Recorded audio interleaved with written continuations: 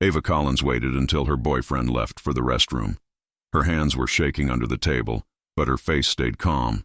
The moment he turned the corner, she raised her hand slightly and closed it into a fist beside her plate. 2 seconds. No more. At the next table, Matteo Romano saw it. He didn't move. He didn't blink. Blue eyes steady. Jaw set. He knew the signal. Ava lowered her hand, adjusted the napkin, took a sip of water that she didn't want. Her stomach felt tight. The music and the talking around her sounded far away. She didn't look toward the hallway. She didn't want him to catch her watching the door. Tyler came back smiling like nothing was wrong. He sat down and reached for her hand. She pulled it back a little too fast, then pretended she was fixing her hair. "Relax," he said softly. "We're fine." He changed the subject, asked about work, told a joke, lifted his glass to the couple at the next table. To anyone watching, he was a perfect gentleman. His tone changed only when he leaned in close enough for no one else to hear. "Stop acting weird," he whispered, "or we leave and you'll regret it." Ava kept her eyes on the plate. "I'm fine." At table 12, Matteo signaled the waiter with 2 fingers. It looked casual. It wasn't. A wine bottle appeared at Tyler and Ava's table, compliments of the house. The waiter moved between them again and again with small delays, an extra tray, a check that needed a second signature. Each pass gave Ava a few more seconds to breathe. Matteo's second, Luca, leaned closer. "Boss?" "Not here," Matteo said. "Let him finish and walk her out. At the door we step in." Tyler paid the bill. He stood and pulled out Ava's chair, hand brushing her waist a little too tight for a public place. She didn't react. She picked up her clutch and walked beside him toward the exit. The host smiled, wished them a good night. The street outside was quiet, warm light spilling across the sidewalk from the restaurant windows. Tyler stopped just past the door and turned on her with a smile that didn't reach his eyes. "You made me look stupid in there," he said softly. "I didn't do anything," Ava answered. "You did." He took her wrist, not hard, not gentle. He angled her slightly into the shadow by the window like he was fixing her necklace. He wasn't. His fingers locked on her skin. Matteo stepped out of the doorway and didn't rush. He didn't posture. He simply stood where Tyler had to see him, 1 pace closer than polite, the kind of presence that filled space. The host hesitated behind the glass, unsure. Passers-by kept moving. "Evening," Matteo said. Tyler stared at him, then at the tattoos along Matteo's hand, then at the way Luca and another man had drifted to either side of the sidewalk without looking like guards. "Can I help you?" Tyler asked. "You're holding her," Matteo said. Tyler let go, reflex, not choice, then smiled. "I'm not holding anyone. We're leaving." He took Ava's elbow again, lighter this time. "Let's go." Matteo's eyes didn't leave Tyler's face. "You're done for the night." "Excuse me?" "You heard me." Ava looked at Matteo properly for the first time. She recognized the suit, the clean beard line, the steady eyes. She knew it was him. The man who saw the signal. The man who stood up. "Sir, with all respect," Tyler said, dropping the politeness with each word. "Mind your business." "She asked for help," Matteo said. "That makes it mine." Tyler laughed once, quick and sharp. "Is that right?" "Yes." Luca spoke for the first time, calm and bored, like he was reading a menu. "You're going to step back, apologize, and leave alone. Or you're going to make a scene in front of that camera." He nodded toward a black dome mounted under the awning. "Pick fast." Tyler looked up at the lens. He looked back at the 2 men now standing wide enough to block the path behind him. He smiled again because smiling was his habit when angry. "Fine," he said, releasing Ava's arm. "We'll talk later." "No," Matteo said. "You won't." Tyler aimed a glare at Ava. "Call me when you're done being dramatic." He turned and walked to the curb. A rideshare crept up the block. He got in and slammed the door. The car pulled away. Silence sat between the 3 of them. The host pretended to wipe the podium inside. People kept eating. The street breathed again. Ava's throat felt tight. She kept her eyes down for a beat, then raised them to Mateo. "You saw me," she said. "Yes. I wasn't sure anyone would. You asked. I don't ignore that." She nodded, swallowing. "Thank you." Mateo looked at her wrist. The skin was red where Tyler's fingers had been. He didn't reach for it. "Do you have a ride?" "I'll call one." "Call it here," he said. "Wait by the door." She hesitated. "I don't want more trouble." "You won't get any," he said. "Not tonight." She stepped back under the awning. Her hands were steadier now. She opened the app, ordered a car. 2 minutes. She exhaled and held her clutch tighter. Luca kept his eyes on the street. "You want me to follow him?" "Yes," Mateo said, quietly. "I want to know where he sleeps, where he works, who he calls." "On it." Ava watched the cars move along the curb. She looked at Mateo again. "You don't even know me," she said. "I don't need to." "Then why help me?" Mateo's answer was simple. "Because you asked the right way, and because people were watching and did nothing." The rideshare arrived. The driver rolled down the window. "Ava?" "Yes," she said. She looked at Mateo one more time. "I won't forget this." "Go home," he said. "Don't look back." Ava got in the car. The driver pulled away into traffic, and the restaurant lights slid over the windshield, then fell away behind them. Luca returned to Mateo's side, phone to his ear, voice low. "He's heading north. I've got 2 tails on him. If he changes cars, we still have him." "Good," Mateo said. "I want everything before morning." They stood there for a moment, the night quiet again. Luca pocketed his phone. "You're getting involved," he said. "She asked for help," Mateo answered. "A lot of people ask." "Not like that." Inside the car, Ava kept her hands on her lap and watched the city pass. A message from Tyler flashed on her screen, then another, then 3 missed calls. She turned the phone face down and closed her eyes. For the first time that night, her breathing slowed. The driver glanced in the mirror. "You okay?" "I will be," she said. At the next red light, a motorcycle turned behind them and then slipped away into a side street. A black sedan stayed 2 cars back and never pushed. Ava didn't notice it. She didn't know it was there for her, not against her. Mateo walked back inside only long enough to settle his bill and speak to the manager. He didn't mention names. He didn't order anything. He left a number and a clear request. If that man ever stepped into the restaurant again with her, the manager should call before seating them. Outside, Luca checked a message. "Boss?" He stopped 3 blocks up, got out, and circled back on foot. "He's watching the corner near her building." Mateo's face didn't change. "Keep eyes on him. No contact unless he moves toward her. If he does, you stop him." "Clean or loud?" "Clean." Ava's ride slowed in front of her building. She watched the entrance, scanning the sidewalk without knowing what to look for. Nothing seemed wrong. She paid, said goodnight, and went inside with quick steps. The doorman nodded. The elevator doors closed. Across the street, Tyler stood in a doorway with his hands in his pockets, hood up, face turned away from the traffic. He didn't follow her in. He stood still and waited. Half a block down, Luca leaned on a corner, lighting a cigarette he didn't smoke. 2 more of Mateo's men sat in the sedan with the engine off. The street looked normal. It wasn't. Mateo checked his watch, then looked back toward the river. He didn't like loose ends at night. He didn't like the thought of her phone lighting up with threats and apologies. He pulled out his own phone. "Hayes," he said when the line picked up. "Romano, to what do I owe the pleasure? You'll have footage in your inbox in 10 minutes. Street camera outside Vittoria. Man grabbing a woman's wrist.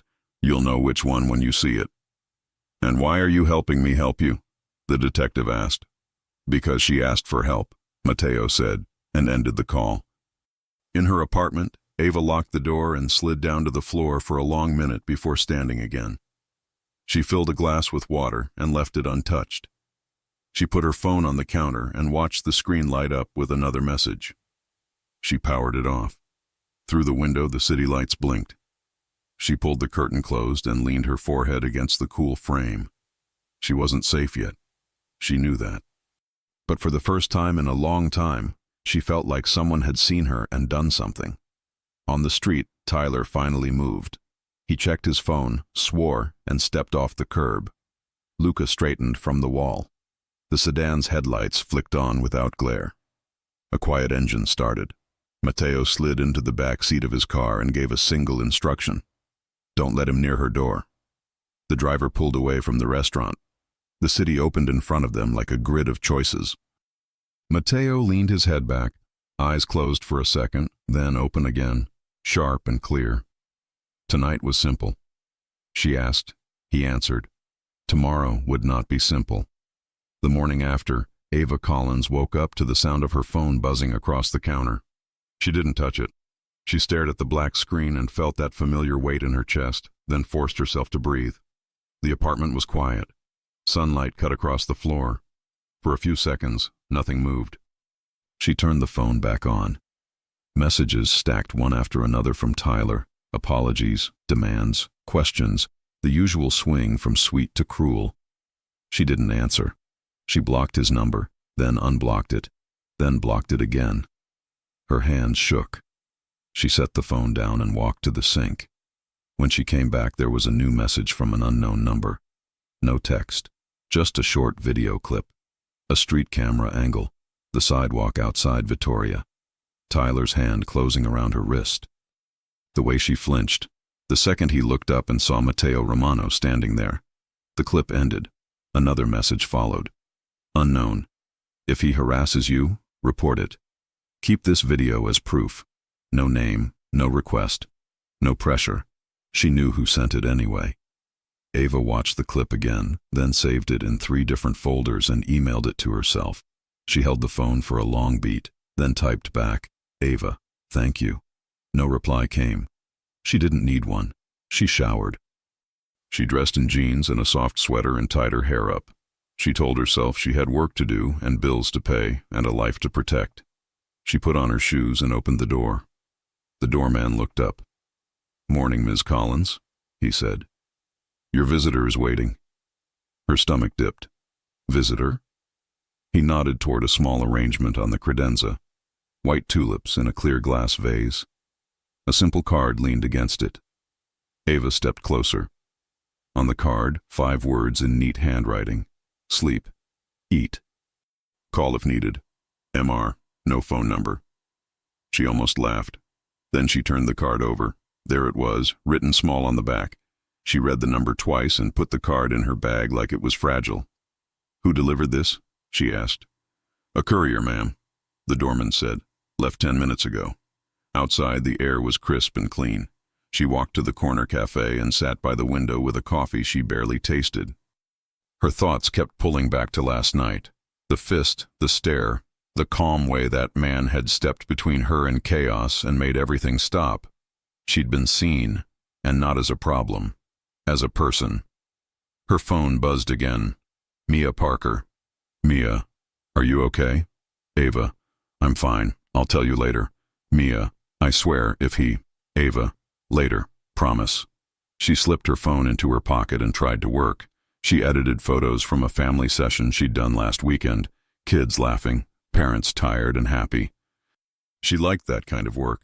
It made sense. It didn't hurt anyone. 2 hours passed. She started to feel like herself again. When she stood to leave, she saw him. Across the street, leaning against a low wall, a man in a black hoodie looked down at his phone, then up at her building. He wasn't watching the cafe. He was watching the entrance Ava used. The hood hid most of his face, but his posture was the same, coiled, impatient. Tyler. Ava's mouth went dry. She stepped back from the glass. Her phone buzzed. Unknown. Stay inside the cafe. Don't go out the front. She looked around, pulse kicking up. She found the source 2 tables away, a man in a gray coat, coffee untouched, eyes on his screen. He didn't look at her, but when she moved, he stood and walked to the back exit. He held the door open. She followed him into the service alley that ran behind the block. Who are you? She asked. He shook his head. This way, Ms. Collins. The path opened to a private parking strip. A black sedan idled at the far end. The back door opened. Matteo sat inside, jacket off, shirt sleeves rolled, the same controlled calm from last night, except his eyes were sharper, like he'd barely slept. Ava stopped a few feet short of the car. "You sent the flowers?" she said. "I did." "And the video?" "Yes." She didn't move closer. He didn't step out. The distance stayed there on purpose. "He's across the street," she said. "I know," Matteo answered. "He'll leave soon." "How do you know?" "Because in 3 minutes a patrol car will turn the corner," he said. "He's never comfortable with witnesses." Ava swallowed. "You called the police?" "I sent Detective Hayes the video," Matteo said. "He likes evidence. He likes public places. He doesn't like your boyfriend's face." She almost smiled at that, then didn't. "You don't need to get involved," she said. "I already am," he said. "You asked for help." Ava shifted her weight, feeling heat rise in her throat. "I thanked you," she said. "I meant it. I know." Silence held between them. It wasn't awkward. It felt like a pause where both of them waited for something they didn't want to say first. Matteo broke it. "2 options," he said. 1, I place a car on you until he stops trying. You live your life. We keep distance. And 2, you come somewhere safe for 48 hours. No pressure, no questions you don't want. You rest. You decide what you want to do next. We set rules you're comfortable with." "Rules," she repeated. "Your door, your schedule, your phone. Nobody touches you. Nobody enters your room without your say." She looked down at her hands. For the first time that morning, her lungs felt open. "Why are you like this?" she asked quietly. "Like what?" "Careful." "Because I don't want you to confuse me with him," he said. "And because when a woman asks for help in public and half the room looks away, I don't sleep well." Her eyes burned in a way she hated. She blinked hard. From the alley's far end, the gray coat man returned. "He's gone," he said to Matteo. "Squad car did a slow pass. He took a ride share." Matteo nodded, then looked back to Ava. "Choose," he said, tone even. She could have said no. She considered it, out of pride, fear, habit. But the truth was simple. She hadn't slept well in weeks. She couldn't keep living in this jump, and she trusted him more than she trusted the people who pretended not to see her last night. 48 hours, she said. "Okay. I have to grab a bag. I'll have someone bring it. You don't go back alone." She hesitated again. "You'll send a stranger to my apartment?" "No," he said. "I'll go. You'll be in the car with Elena." He nodded to the gray coat man's partner, a woman who'd appeared without a sound. Short hair, steady posture, warm but guarded eyes. "She stays with you. You tell her what to pack. She doesn't open anything without you saying yes." The woman stepped closer. "I'm Elena," she said. "We'll FaceTime while he's upstairs so you can watch." Ava exhaled. "Okay." They moved as a simple chain. Ava slid into the back seat with Elena. Matteo closed the door gently as if she were glass. The sedan pulled out without a sound. It took less than 10 minutes to reach Ava's building. Elena stayed with her in the lobby while Matteo went upstairs alone. He moved with quiet confidence, hatless, hands steady by his sides. Ava watched him on Elena's phone as he knocked, waited, then used a key the doorman handed over. He didn't touch anything he didn't need to. He put a small overnight bag on the bed and turned the camera toward the closet. "Tell me," he said. "The gray sweater," Ava said, voice small to her own ears. "Jeans, black flats, the blue shirt in the third hanger, and the old photo album on the top shelf, the white one." He found each item and held it up without comment. When he reached the album, he paused. "This?"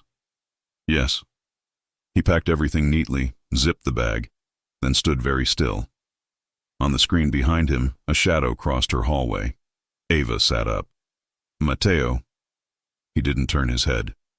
"Elena, send the car around the back." Elena was already moving. "On it." Ava's heart slammed. "Someone's in there," she whispered. "I know," Matteo said. He set the bag down without sound, then stepped to the side of the hall where the wall was deepest. The camera view cut to black for a second as he covered the lens. A muffled voice echoed, a male voice, familiar and mean. "You think you can run from me, Ava?" "Tyler." Ava's hands went cold. Elena's palm pressed lightly to her shoulder. Steady pressure, no words. The next sounds were simple. A sharp intake of breath, a collision with the wall, a thud, then silence. Mateo's voice came through even. "You're done," he told someone on the floor. A second later, he uncovered the camera. Tyler lay face down with his hands pinned behind his back by a zip tie. Mateo didn't look winded. He didn't look pleased either. He lifted the bag. "I'm coming down," he said. In the lobby, Ava stood on shaky legs. The elevator dinged. When the doors opened, Mateo stepped out first, scanning, then met her eyes. He handed Elena the bag, then looked back to Ava. "You're okay," he said. She nodded, breath thin. "You?" He gave a small nod. "He won't bother you today." "What happens now?" "Detective Hayes picks him up on an old warrant," Mateo said. "We keep you moving for a day or two. Then you decide if you want a restraining order, a new lock, a new routine, or a new city." "I don't want a new city," she said. "I like my life. I just want it back." He held her gaze. "Then we take it back." They drove to a condo on the river with secure parking and a private elevator. The space wasn't flashy. It was clean and quiet, with big windows and a kitchen that looked used. Elena showed Ava the guest room. Fresh sheets, a lock on the inside, a small note on the nightstand. "This room is yours. If you need anything, ask Elena." Mr. Ava ran a hand over the smooth duvet. "I don't know how to do this," she said. "Do what?" Elena asked. "Be looked after." Elena's smile was small and kind. "Start with a shower and a meal," she said. "The rest after." Ava showered hot enough to steam the mirror, then changed into the sweater and jeans. When she came out, the apartment smelled like garlic and tomatoes. She hesitated in the doorway. Mateo stood at the stove, sleeves pushed up, stirring a pot.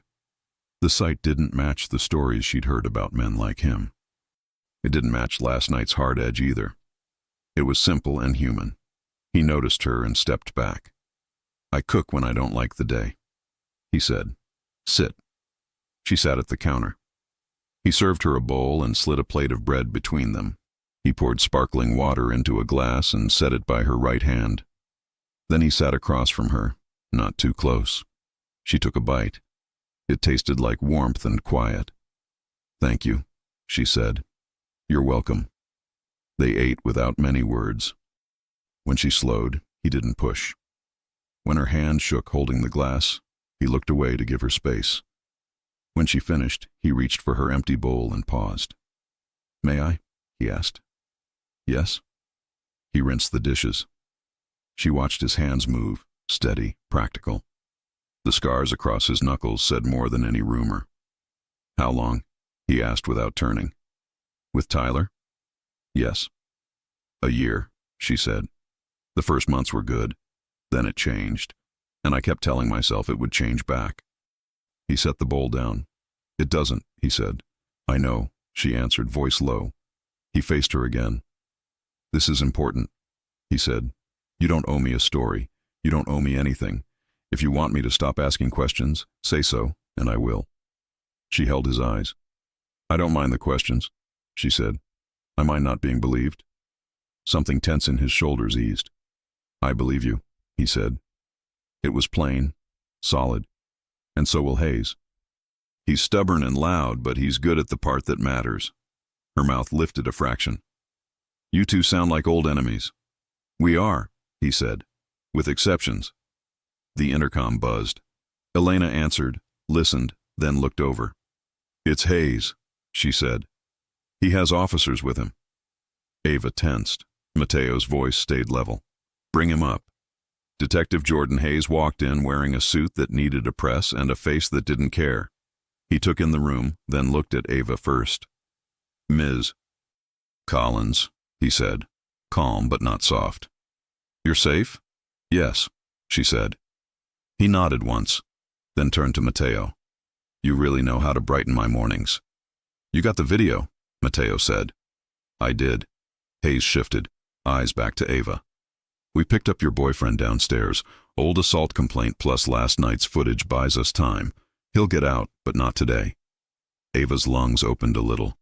Thank you, she said. Don't thank me yet, Hayes said. This kind of guy doesn't quit. We build a wall he can't climb. He held out a simple card. New phone, new number, new locks. I'll have a victim advocate call you. You choose what you want. Nobody decides for you. Ava took the card. Okay. Hayes glanced at Mateo again. And you, he said. Don't make me regret this truce. Do your job, Mateo said. I'll do mine. Hayes snorted. Your job is illegal. Not today, Mateo said. Elena's phone buzzed on the counter. She picked it up, read, and her face shifted. Boss, she said, voice low, we have a problem. Mateo's eyes cut to her. What is it? Rocco Bellini sent men to the garage where we left Tyler's car. They're towing it under a shell company, and there's another message. She handed Mateo the screen. A photo of Ava leaving the cafe that morning. A red circle drawn around her wrist. Text under it.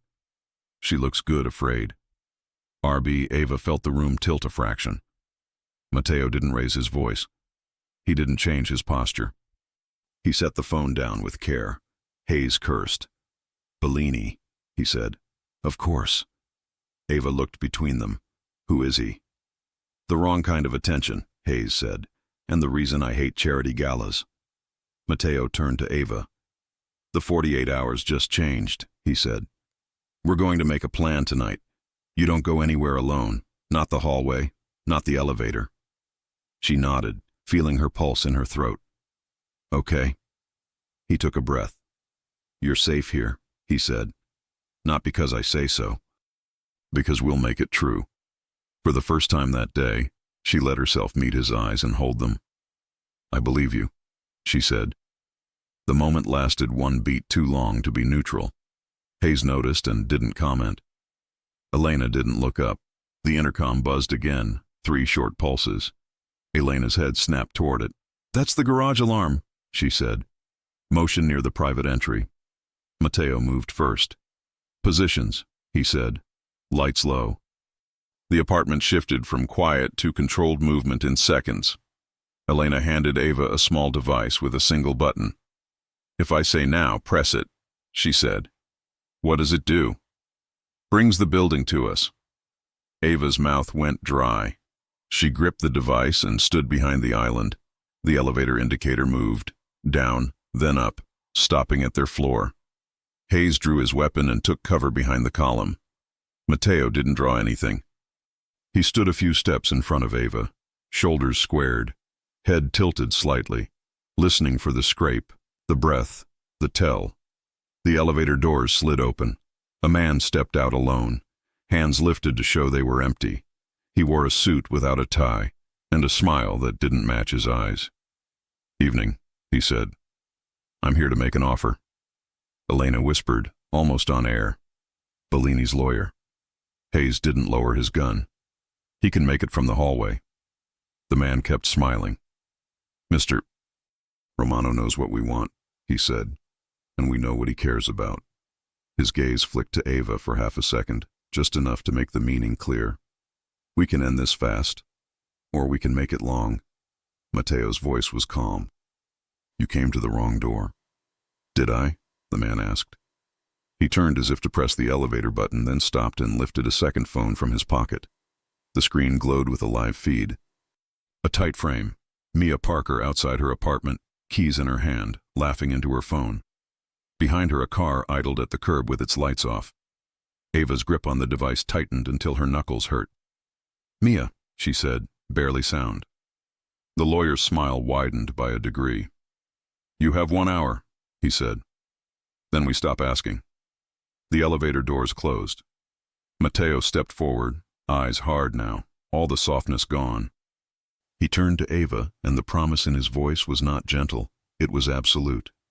We're going to get your friend, he said, and then we're going to end this. Ava couldn't sleep. Every time she closed her eyes, flashes from the last 2 days returned.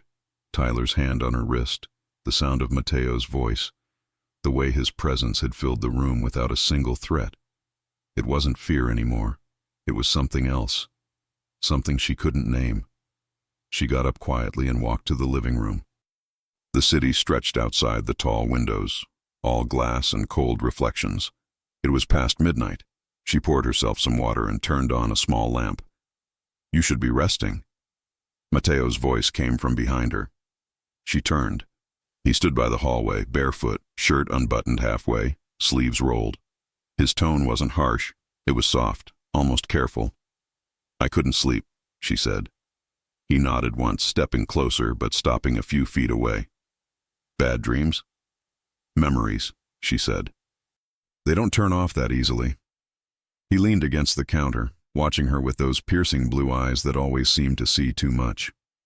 "That's normal," he said. "It means you're still fighting." She half smiled. "I'm tired of fighting." "Then don't," he said simply. "Not tonight." For a moment, silence filled the space. Ava felt strangely safe, even standing near a man whose name carried weight in every corner of the city. But here he wasn't that man.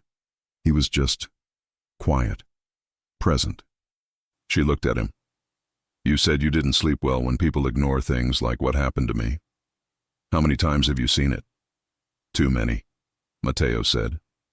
"The city hides cruelty in polite smiles. You learn to notice the eyes that never meet yours. And you decided to stop looking away," she said softly. He met her gaze. "Someone has to." Ava sat down on the couch, pulling her knees up slightly. Mateo didn't move closer, but his attention stayed on her, calm and protective. "I don't understand you," she said after a pause. "You run an empire people are scared of, but you protect strangers." "People think I'm dangerous," he said. "Sometimes they're right, but I know what kind of man I never want to be." "And what kind is that?" she asked. "The kind who breaks someone just because he can." Ava looked down, her throat tightening. Mateo noticed but didn't push. He just stayed there, letting her feel whatever she needed to feel. Finally she asked, "Will he, Bellini, really go after my friend?" "Yes," Mateo said, honest and steady. "He likes control, and the best way to control someone is to make them afraid for others." She nodded slowly. "Then we have to stop him." He tilted his head slightly. "We? You helped me. You saved me. You didn't have to. And now he's using my friend to get to you." Her voice hardened. "I won't sit here and hide." For the first time, Mateo's lips curved slightly. "You don't scare easily, do you?" "Not anymore," she said. "Not after last night." He studied her for a second, then pushed off the counter and came closer.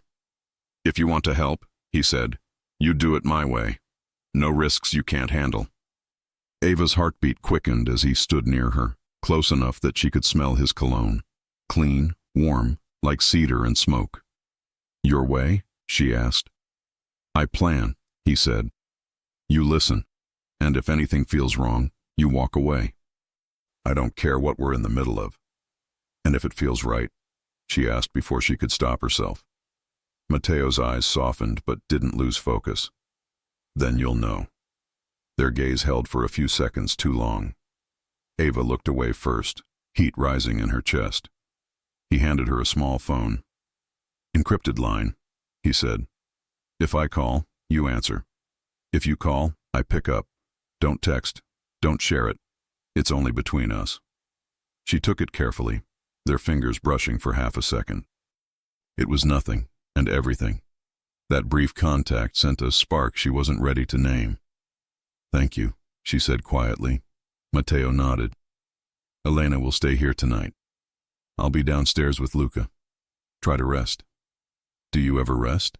she asked. He smiled faintly, almost like he didn't want to. "Not really." Before leaving, he added, "You're safe here, Ava.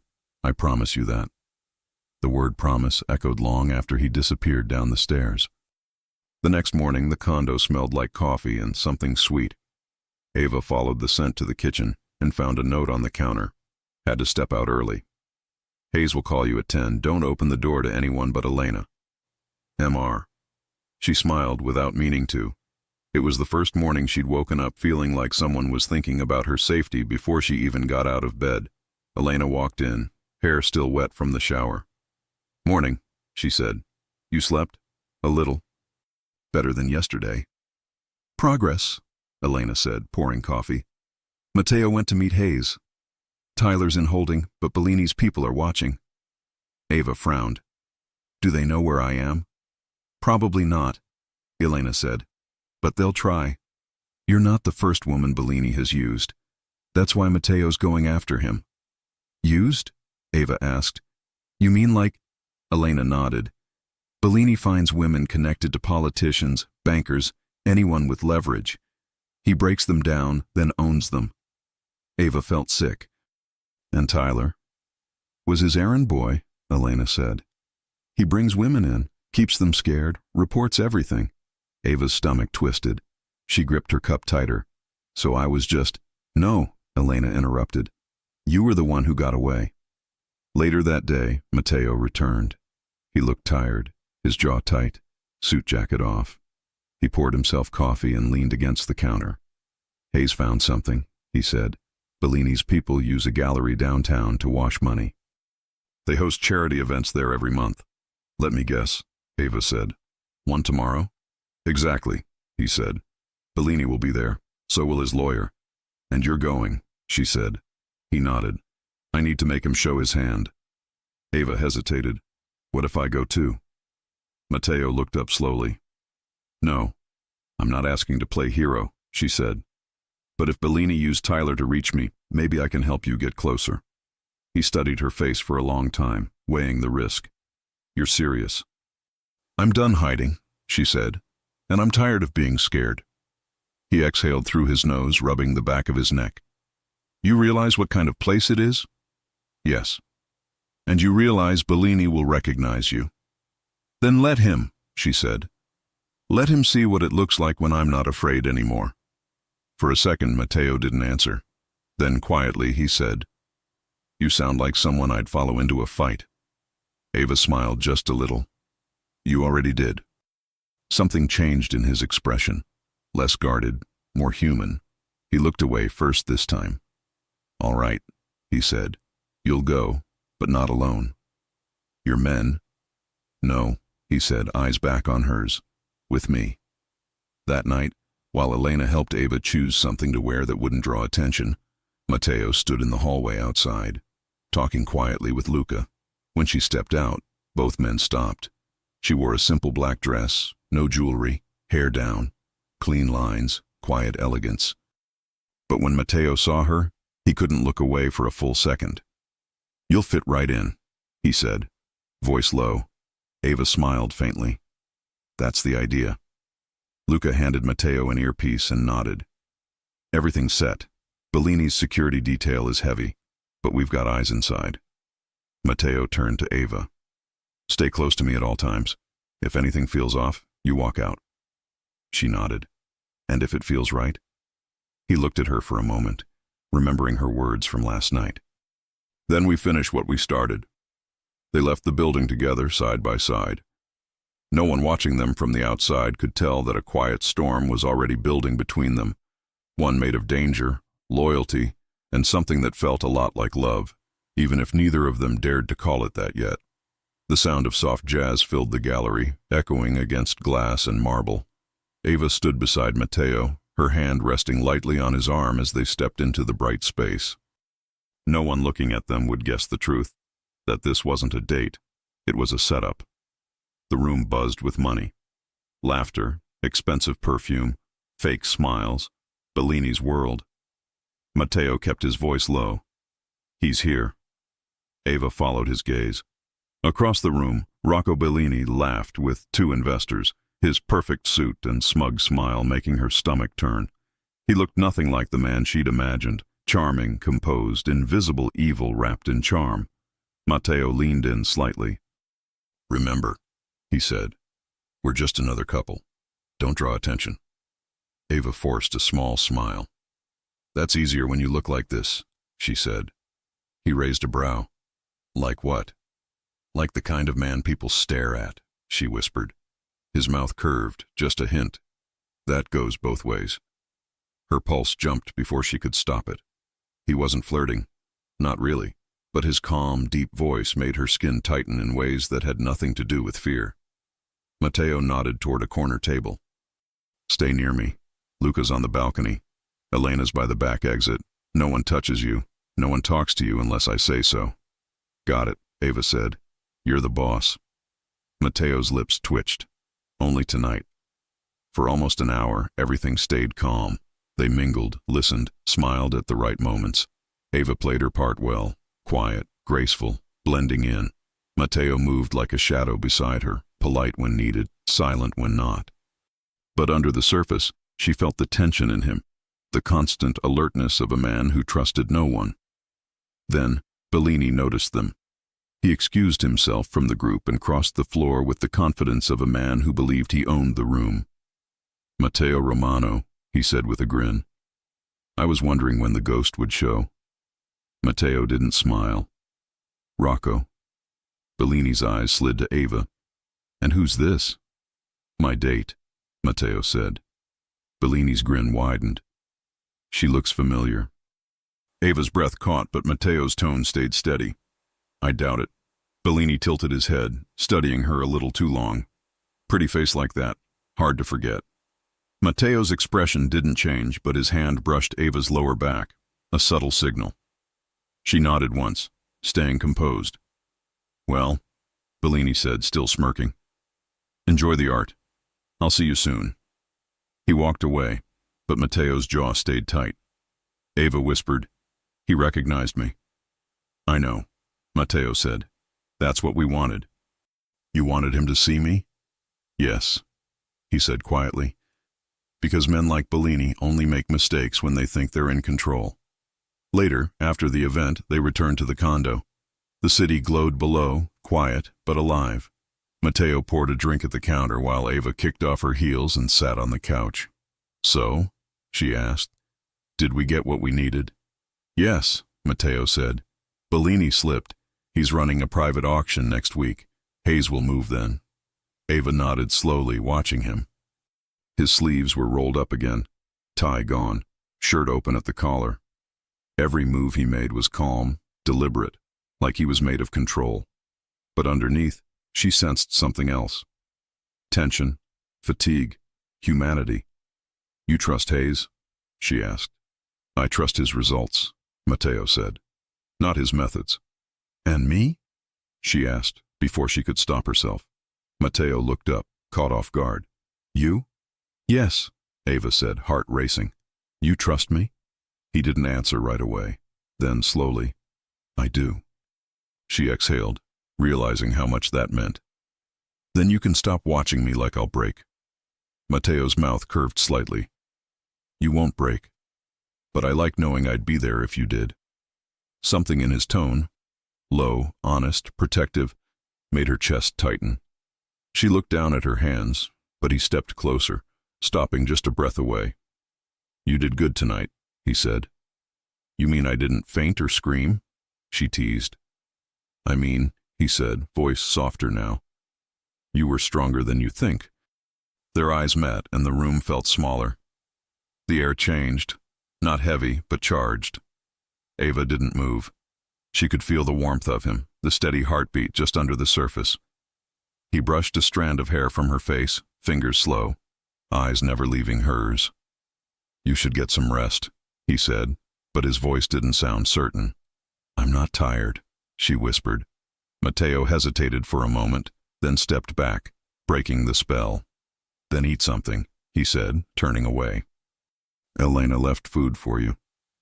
Ava smiled softly. You're terrible at pretending you don't care. He stopped, half-turned, that same calm expression still in place. But his eyes gave him away. And you're terrible at pretending you don't know that, he said quietly. Their gazes locked again. No more words, just the weight of what they both understood but weren't ready to say. The next morning, Ava woke up early. The sun filtered through the windows, golden and soft. She found Matteo on the balcony, coffee in hand, looking out at the skyline. "You don't sleep much, do you?" she asked. He glanced over his shoulder. "I sleep enough. You work too hard." He smiled faintly. "And you worry too much." She leaned against the railing beside him. "You saved my life. I think I earned the right to worry a little." He looked at her then, really looked, the way he did when he wanted to understand what she wasn't saying. "And what are you worrying about now?" "That this peace won't last," she said honestly. He nodded slowly. "It won't. But it doesn't mean we stop trying." Ava looked up at him, the morning light catching his blue eyes. "You always talk like that. Calm, certain, like you've already decided how things will end." "I don't decide how they end," he said. "I just make sure no one else decides for me." "And for me?" she asked softly.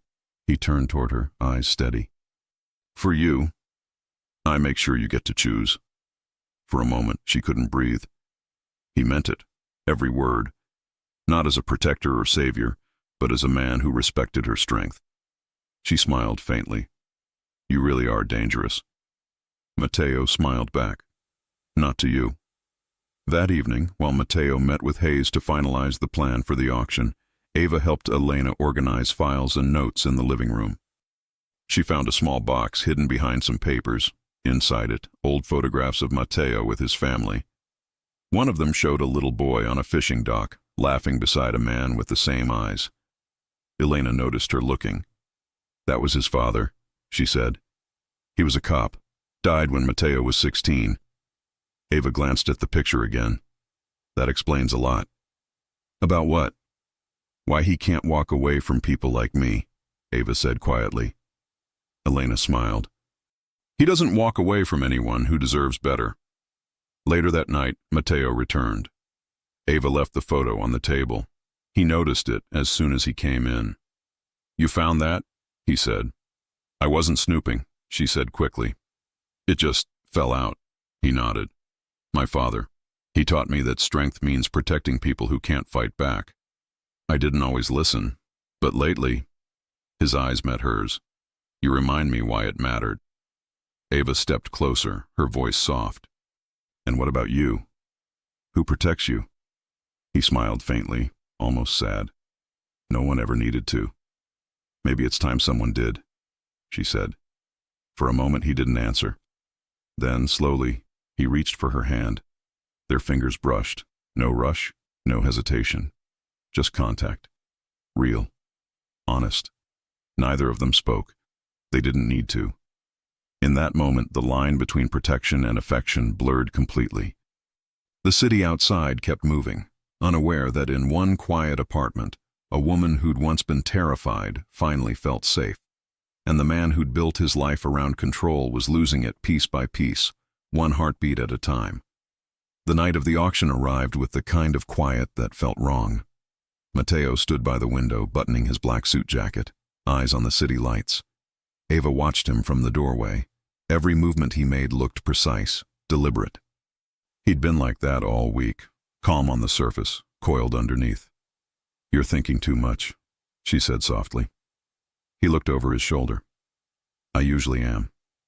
She crossed her arms. "You haven't said what you're planning." "I will," he said, "when we're there." "That's not fair." He faced her fully. "Neither is Bellini." Ava held his gaze. "You still don't trust me?" Matteo's eyes softened. "I trust you more than anyone. That's why I need you to listen."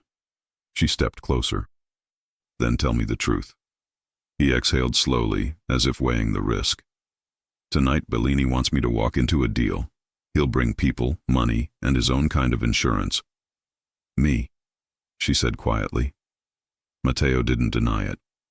"He's counting on you being there, so we'll let him think he's right." "Using me as bait," Ava said. "No," he said, voice low, "standing beside me as an equal." Something in his tone changed the air between them. She looked at him, really looked. The sharp jawline, the scars on his knuckles, the steady blue eyes that had never looked away when she needed someone the most. "Matteo," she started, but he stepped closer, his voice quiet. "I won't let him touch you," he said. "Not now. Not ever." Her chest tightened. "You can't promise that." "Yes, I can," he said, "because I don't lose what I protect." Their eyes locked, and the silence that followed said more than anything else could. Ava's pulse raced, but she didn't step back. He was so close she could feel his breath against her skin. She whispered, "What if I don't want you to protect me anymore?" He frowned slightly. "What do you mean?" "I mean..." She hesitated, her voice trembling just enough. "I want to protect you, too." Mateo's jaw tightened, something flickering behind his eyes. He reached out, tracing his thumb along her cheek, slow and careful. "You shouldn't say things like that," he said quietly. "Why not?"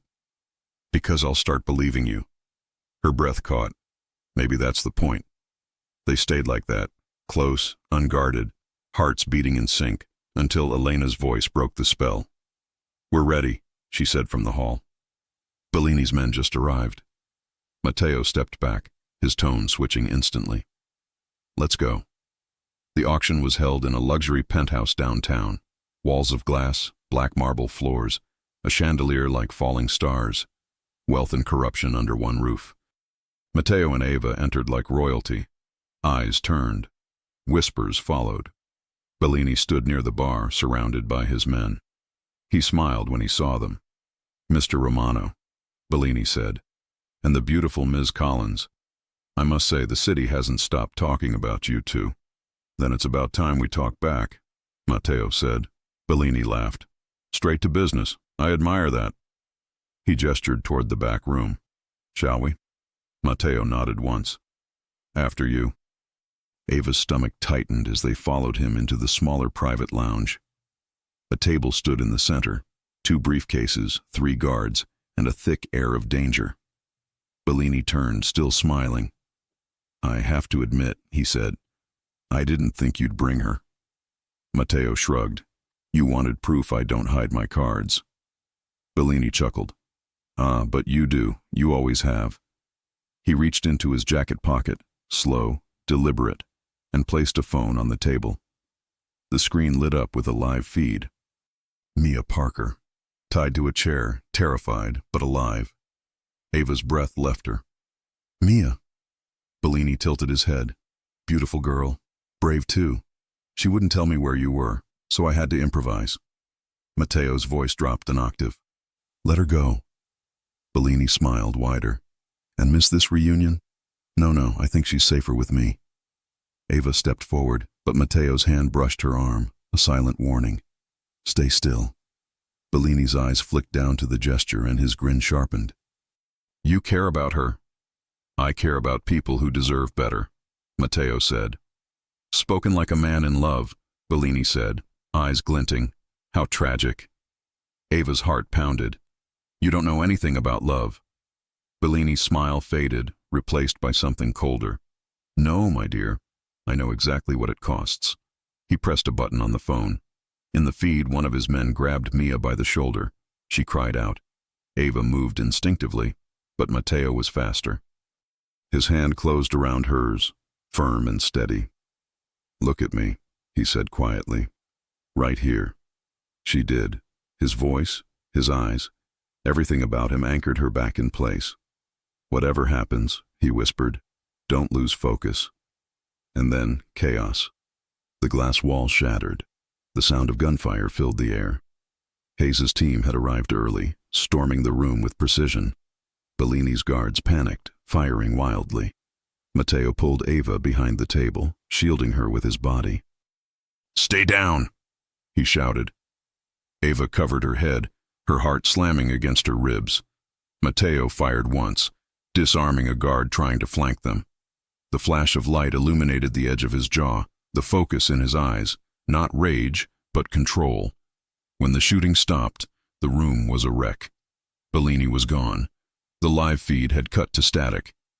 Hayes stormed in, gun still raised. "He slipped out the service elevator. We'll track him." Matteo stood, scanning the mess. "He won't get far." Hayes looked at him. "You did good, Romano. Now stay out of it. We'll finish this." Matteo didn't answer. He just turned to Ava, who was trembling, glass in her hair. He brushed it away gently, his thumb grazing her temple. "You okay?" he asked. "I'm fine," she said, breathless. "You?" "I've had worse nights." He smiled faintly, and she almost laughed despite the tears in her eyes. "Matteo?" she whispered, her voice breaking. "I thought you—" He didn't let her finish. His hand slid to the back of her neck, and before she could think, his lips were on hers.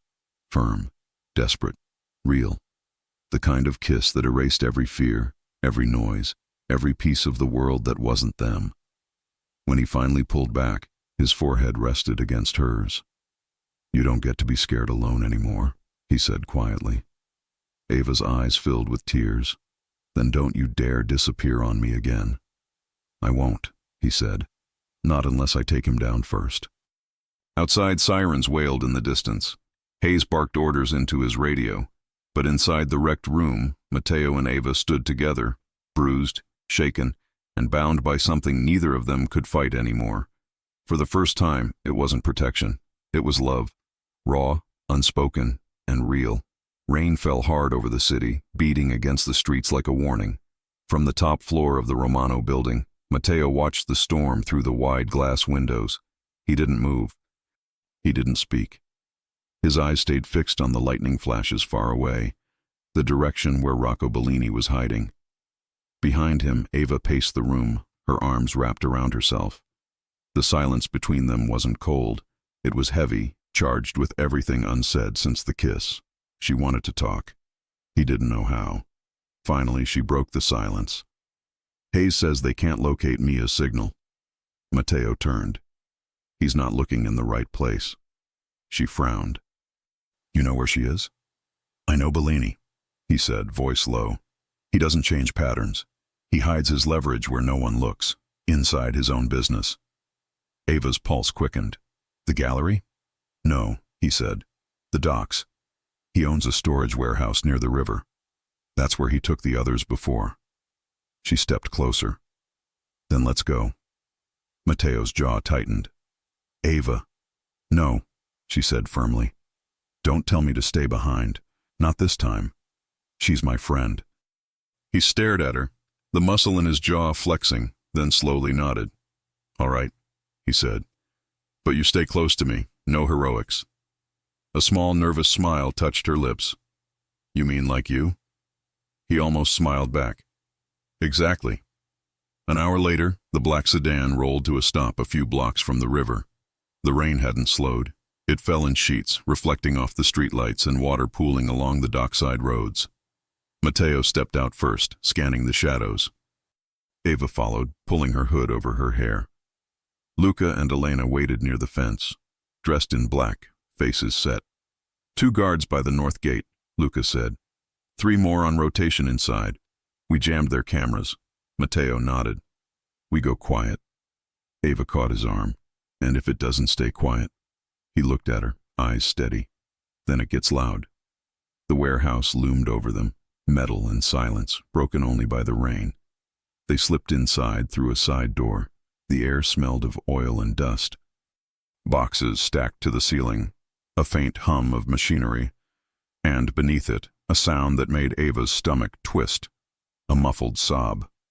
Matteo raised a hand for silence, then led the way, moving like he'd done this 100 times.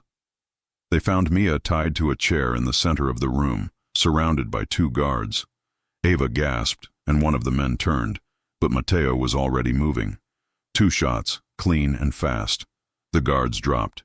He ran to Mia, cutting the ropes with a knife from his belt.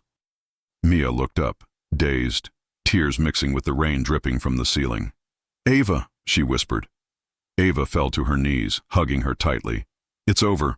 You're safe." But Matteo's face didn't relax. His instincts screamed otherwise.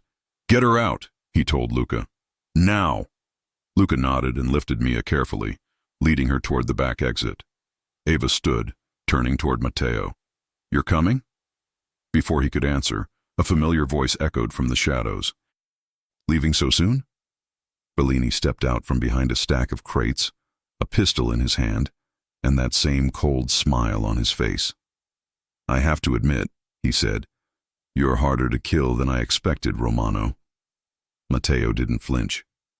"You talk too much." Bellini's eyes flicked toward Ava. "And you've caused me a great deal of trouble." Ava met his gaze. "You did that yourself." He laughed softly. "You think this changes anything? There'll always be another man like me." Matteo took a step forward. "Maybe, but not tonight." Bellini fired first. Matteo dove behind a metal beam, returning fire. The echo filled the warehouse. Sparks flew as bullets hit steel. Ava dropped to the ground, covering her head. Bellini shouted, "You can't protect her forever." Matteo's reply came low and lethal. "Watch me." He moved fast, closing the distance. When Bellini's gun clicked empty, Matteo was already there, grabbing his arm, slamming him against the crate wall. The gun hit the ground. They fought hard. Heavy hits, short breaths, anger years deep. Bellini reached for a knife, slicing Matteo's shoulder. He grunted, grabbed Bellini's wrist, twisted, and disarmed him. "You think you're the hero," Bellini hissed. Matteo drove him back another step. "No," he said, "I'm the consequence." The final blow sent Bellini to the floor. The knife skidded away. He didn't move again. Ava rushed forward, eyes wide, hands trembling. "You're bleeding." Matteo looked down at the cut on his shoulder. Deep, but not fatal. "I've had worse." She pressed her hands against it anyway. "Don't say that." He looked at her, her face pale but fierce, eyes filled with tears she wouldn't let fall. "You shouldn't be here," he said quietly. "I told you," she whispered, voice shaking. "You don't get to protect me alone." He smiled faintly through the pain. "You're impossible." "Good," she said. "You need someone impossible." Her hands were still on him, her breath still uneven, but her eyes never left his. "You saved me twice," she said. "Now let me save you." He frowned softly. "You already did." Police sirens began to wail in the distance. Hayes's voice crackled through the comms. "We've got units moving in. Get out of there." Luca's voice followed. "Mia's safe. We're clear." Matteo looked toward the door. "Let's finish this." Ava helped him up, his arm around her shoulder. They walked out into the rain, the storm washing away the smoke and the past all at once. By the time Hayes's team arrived, Matteo was already bleeding through his shirt, but he refused medical help until Ava and Mia were safe in the ambulance. Hayes approached him.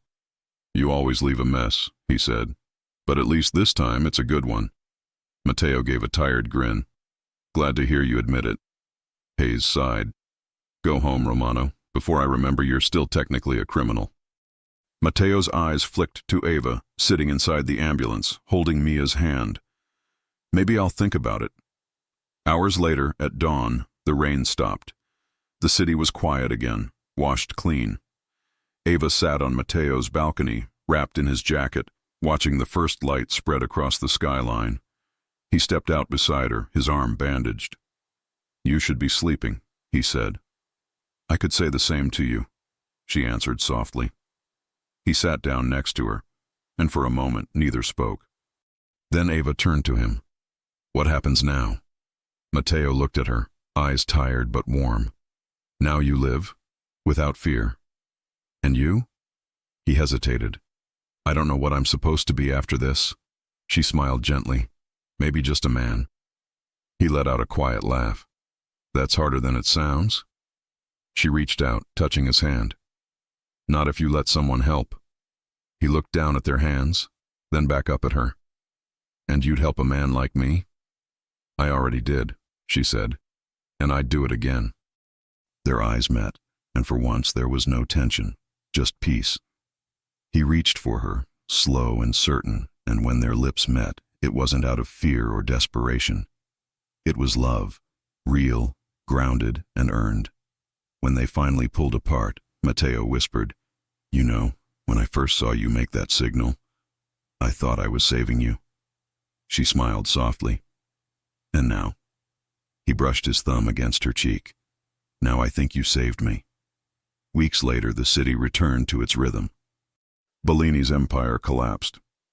Tyler disappeared into prison records. Ava reopened her studio, sunlight spilling across framed photographs. On the shelf, beside her camera, stood a single white tulip in a glass vase, a quiet reminder of the night everything changed. The bell above the door rang. She looked up and smiled. Matteo stood there, wearing that same calm expression, holding 2 cups of coffee. "I didn't know if you'd be open," he said. "I am," she said. "Always." He stepped closer, setting the cups down. "You still make the best coffee?" "You'll have to stay long enough to find out." His smile deepened, the kind of smile that reached his eyes, the kind that belonged only to her now. They didn't need to say more. The past was behind them. The city outside moved on. And in that small studio, 2 people who had both been broken learned how to breathe again, together. If you enjoy stories like this, take a moment to subscribe to the channel. That's how I'll know you truly liked it. Even if you're watching on your TV, grab a second to join this family of fans who love emotional and heartfelt stories. Your support means everything, and it helps us bring you even more tales like this one.